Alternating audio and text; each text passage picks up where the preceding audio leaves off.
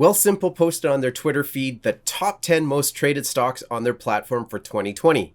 In today's episode, I take a look at the top 5 of these stocks, and I give my 2 cents on the future of these companies and if they're worth considering for your portfolio for 2021.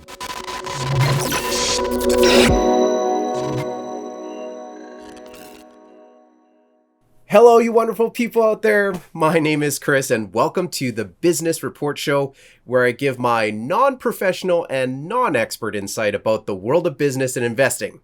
Now, before we begin, please make sure to hit the subscribe button and give this video a like afterwards, because every little bit helps. Now, as we round out what's been a hell of a year, a post came up on my Twitter feed from Wealthsimple that ranked the top 10 most traded stocks on their platform for 2020. Now, for those who've never used Wealthsimple before, Wealthsimple is a Canadian-based robo-advisor platform that's really taken the Canadian financial market by storm. Now, they haven't sponsored this video, nor am I saying you should go out and try it, but they do have a low to no fee trading platform, much like Robinhood platform in the US. Now, either way, Wealthsimple is disrupting the financial investing industry and is part of a massive fintech growth happening globally. Now, let's dive straight into the top 5 most traded stocks with a special bonus commentary at the end. For those of you wanting just to skip through this and find out which ones I talk about, here is the timestamp for you that you can skip to.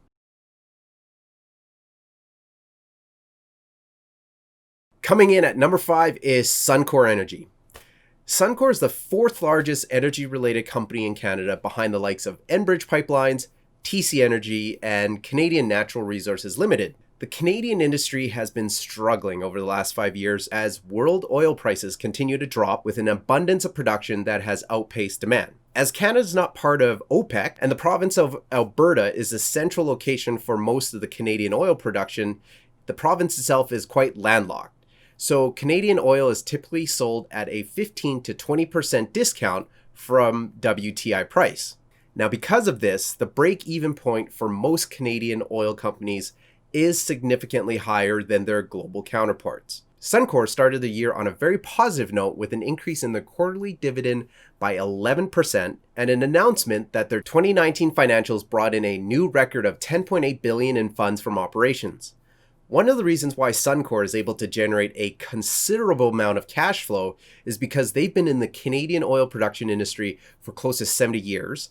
Many of their large capital investments that were made earlier on, such as ones in the oil sands, are now churning cash year over year. Their annual capital programs are typically focused on maintaining operations and increasing efficiencies through technological improvements, especially when oil prices are at a low. Of course, just like the majority of stocks in March when COVID hit North America, Suncor was not immune to the mass sell-off early on. The stock went from a high of $45 down to a low of $15 before stabilizing for a duration of 2020. This is probably why it's one of the most active stocks in Canada, because their dividend yield has become super attractive for value investors and investors looking for more income. I could do a whole episode just on Suncor alone, but one of the reasons why I like Suncor as an investment is because of the diverse nature of its operations that spans oil production, refinery operations, lubricants and products, and also the retail operations through Petro-Canada gas stations. I've decided for 2021 to really stay away from oil and gas stocks, just my personal preference, but I would say Suncor is one you should consider depending on how oil prices look after the first quarter of 2021. Many in the marketplace argue that this may be the beginning of the end for some of the major oil companies in the global market. But should the pandemic subside for 2021, I personally see transportation making a bit of a recovery during the 3rd and 4th quarter of 2021, and that really bodes well for energy stocks like Suncor. A word of caution though for those seeking Canadian energy company investments, it is a super volatile group as Canadian energy is highly dependent on other countries to prop up demand. If the bulk of US shale production restarts or if US oil sands productions ever goes mainstream, you'll see a continued downward pressure on these Canadian stocks. Now, for those of you looking for alternatives outside of Suncor, you can check out Enbridge, the pipeline company, ticker symbol ENB, TC Energy, ticker symbol TRP, and Canadian Natural Resources, ticker symbol CNQ. Number 4 is Shopify. Shopify has become the darling of the tech industry in Canada and across the world. Founded in 2004 by a programmer who was looking for a better e-commerce platform for his shopping experience, he developed Shopify that has skyrocketed to stardom, especially during the global pandemic when online shopping has risen to new levels. Now, for those who don't know much about Shopify, you've probably used their platform in one way or another through your non-Amazon online purchases. Now, having owned a business myself in the past, Shopify was a very easy to use platform to set up an e-commerce component to our business. Not only that, Shopify provided a great alternative to the costly merchant processing systems that smaller retailers are often stuck with setting up with their traditional bank. I remember ordering a credit card processing unit from Shopify that easily connected to my iPhone, and it allowed me to process transactions wherever and whenever we were running promotions outside of our retail centers. Now, when Shopify went public in both the US and Canada markets in 2014, the platform had approximately 120,000 online retailers using their service. In September 2015, Amazon announced that Shopify would be selected as a preferred migration partner after Amazon announced the closing of its Amazon Web Service for merchants. Now, that not only increased Shopify shares by 20% immediately on the market, it gave them a massive boost in publicity across the globe. As of today, based on Shopify's website, they have over 1 million retailers using their platform, with fees starting at $29 per month and transaction fees of 2.9%. It's no wonder that Shopify shares have been on a tear in 2020. Shopify was not immune to initial hit to the stock market from COVID. Back in March, their Canadian stock went from a high of $700 per share down to a low of $458, but has since regained ground and catapulted beyond analyst expectations with a recent high in December of $1,658. One thing that may be in store for 2021, I would say, is a potential stock split, much like ones that were made by Tesla and Apple this year. Now, a stock split would make the stock much more attractive for retailers, especially retail investors like myself who don't have a large portfolio but have increased our trading activity with the introduction of no-to-low-fee trading apps like Wealthsimple and Robinhood. Now, things I like about Shopify as a long-term investment is their continued growth in the e-commerce space. There's only upside for more brands and stores to get onto Shopify as companies look for multiple channels to sell their products. Also, in 2019, Shopify made a series of acquisitions and operational moves that I think will add significant value for the company down the road. Examples of this are Shopify Studios, a new media production arm that they created in 2019 to partner with award-winning filmmakers to produce content in a variety of genres. Another example is their acquisition of Handshake, a B2B e-commerce platform for wholesale goods. The Handshake team was integrated entirely into the Shopify Plus offering, and I would say it might be a significant driver of growth revenue considering other wholesale platforms like Alibaba and their growth in Asia. Now, the recent 2020 introduction of Alipay to the platform also provides further evidence of this new growth move. Number 3 is Apple. I'm a huge fan of Apple on many fronts, from their products to their overall brand and to the stock performance. With their 4-to-1 stock split in August, I was able to allocate some of my portfolio into their stock. I remember back in 2008 when I was looking at various stocks to buy right after the financial crisis, and I really hesitated on Apple. I wasn't 100% sold yet on their long-term vision. Yeah, they had some cool products out at that time, and I really loved my MacBook Pro that I bought at that time. In 2008, when I first looked at it, was about $12 per share. But if you adjust for the recent stock split, that works out to about $3 a share. Now, I know hindsight is 2020, and who knows? They could have been a penny stock right now. I'm not crying, but I'm crying. As with the stock market this year, Apple took a hit after the COVID pandemic set in, going from $80 per share to $56 per share in March. Now, note these are numbers that have been adjusted for the stock split. So technically, at the high this year, it was at $320 and it went down to about $224 per share. Investors who bought on the dip and have held since then have benefited from about 143% increase in share price and continued quarterly dividends. Even with the global pandemic, Apple continues year-over-year growth every quarter and continues to have a healthy cash on hand of over $190 billion, the most of any of the companies listed in the US, including Google, Amazon, and Microsoft. Now, technically speaking, Apple could continue at their current burn rate and make no sales and still be able to stay afloat around for the next 6 years. So I would say the business fundamentals are really strong with this one. The force is strong with this one. Now, all that being said, the stock market doesn't always reflect the fundamentals of business, and you need to take that into consideration when you're looking at any company. But what I like for the long-term play of Apple is that they are using their massive cash on hand to invest in future products that will continue diversifying their revenue.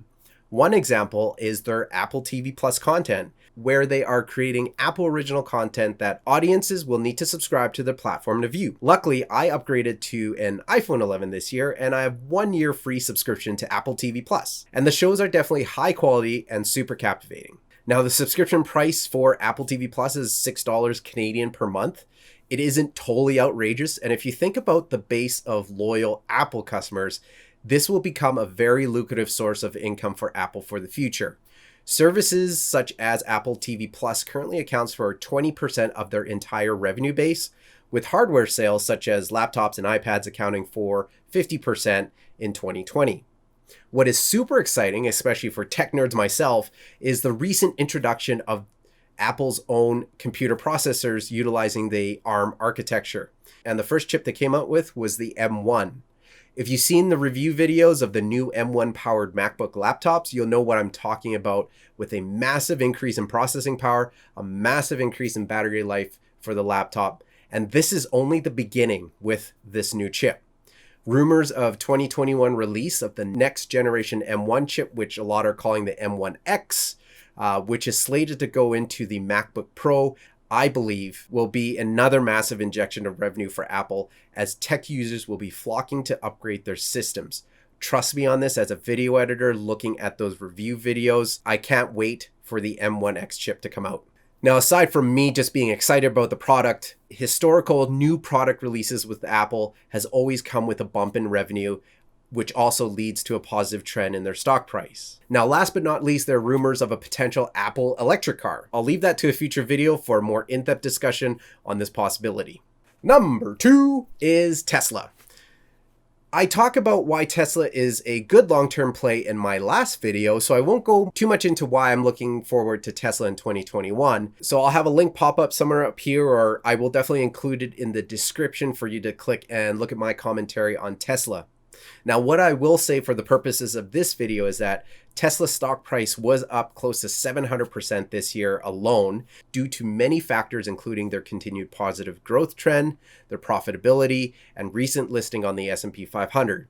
I see continued positive growth for 2021 as they ramp up new factories and they clear up the backlog of sales.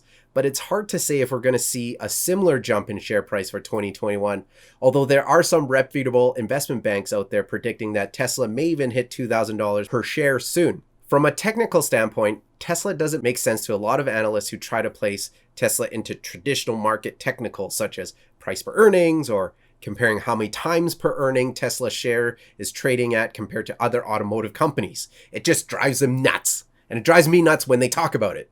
And I think the key here is that Tesla, although they produce vehicles, should be looked at more as a tech company and not an automotive company. Think about it. They do software updates to increase battery range and increase driving efficiencies. And they continue to refine their autopilot features via software updates. I think vehicle manufacturing is just the start, and Tesla has a lot more in store for the market. Now, finally, at number 1 is Air Canada. For those of you watching from the US, you probably saw similar volumes to stocks like American Airlines and Southwest. The obvious reasons for the tremendous volume is because of the pandemic, and the volume, unlike the previous stocks mentioned, was not overall positive for these airline companies. Air Canada is the largest passenger airline company in Canada. Number 2 is WestJet, who went private this year after being bought out by the large investment fund Onyx. I would say hindsight 2020 there was a really good move for WestJet to start this process last year. Now, in March of this year, it was no surprise that Air Canada's quarterly financials showed a 16% drop in year over year. And it's probably even not a bigger surprise that over the last 2 quarters, Air Canada has seen 88% and 86% drop in revenue, respectively. Just massive losses. Now, just like in the US, the only reason why Air Canada is still operating is because of the massive direct economic aid that the government has been dishing out to companies most affected by the pandemic. Investors who bought the dip back in March at $12 per share or even at $15 per share prior to the announcement of the COVID vaccine are enjoying a bit of a bump up, as the stock is currently trading around $23 with a high in early December of $26 per share. Now, the recent news of the mutated strand of coronavirus and lockdown of flights from the UK has hit the stock a little bit to reflect investors' uncertainty that the airline industry will be back to pre-pandemic levels anytime soon. Now, prior to the pandemic, Air Canada was trading at a high of $52 per share, but that was when there were zero lockdown measures and both business and leisure travel was trending upward in Canada. I think investors looking at jumping into Air Canada for 2021 will need to tread very cautiously and may need to take a day trader mentality, buying on the dips and selling on the ups on very short time frame. Now, the vaccine won't be fully rolled out to the general masses until summer, and I suspect strict rules to continue minimizing the potential spread of the virus will be in place for the majority of 2021. Now, from a long-term perspective, if Air Canada was to fall below $20 per share, it may be worthwhile to look at limping in, but I would still keep it to a very small percentage of my portfolio personally. Now, many business people are chomping at the bit to have in-person meetings again and to ramp up business travel. I think the pandemic has shown that virtual meetings are doable and can provide significant savings to business expenses as long as the job can still get done. Now, while I don't think business travel is going to zero in the future, I think most companies will be encouraging their employees to shift their meetings to 80% virtual and 20% in person. Because of that, I feel the sweet spot to get in on an airline stock might be pricing that was between the November-December highs and the lows of March. But again, I caution that the airline stocks are quite volatile. Okay, I promised one bonus commentary. It's just one of my favorite stocks again, and I wanted to add it into this video. It was within the top 10 for Wealthsimple, but not the top 5, and that is Microsoft, ticker symbol MSFT.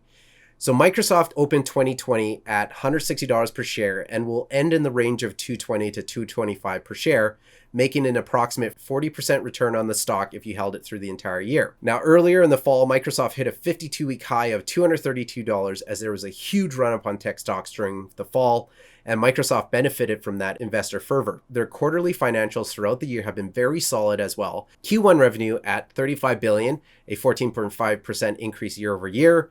Q2 revenue at $38 billion, 12.8% increase year over year, and Q3 revenue at $37 billion, a 12.4% year over year. Now, while Microsoft doesn't have a significantly high dividend payout, which is currently set at about 1% of the share price, it has been a solid stock over the last 5 years for investors and has continued to improve on the revenue under the leadership of Satya Nadella as they embrace the cloud subscription models and continue to introduce new technologies for enterprise-level customers. I would say Microsoft is definitely a stock to consider, but for the long term and not for short-term trading. With work from home requirements due to the pandemic, many companies have bolstered their technology systems and have embraced the usage of platforms that make remote working easier. Now, many enterprises are moving onto the Teams platform, and I don't see that going away anytime soon. Plus, it doesn't hurt that their 2020 cash on hand has grown 2% to $136.52 billion, meaning they have more than enough cash on hand for acquisitions or sustaining operations through 2021 and into the future. Well, that's it. The top 5 most traded stocks on the Wealthsimple platform for 2020 and my take on where these stocks may be headed for 2021. As mentioned before, I am not a financial planner or investment advisor, so make sure you consult with a professional before investing. Don't forget to hit the subscribe button. Don't forget to hit the like button. Every little bit helps for this new channel. And I also want to hear from you in the comments section about what your top picks are for 2021 and what you are planning to do to protect your portfolio in the new year. Thank you for watching the Business Report Show. Have a wonderful New Year celebration, and I will catch you next time.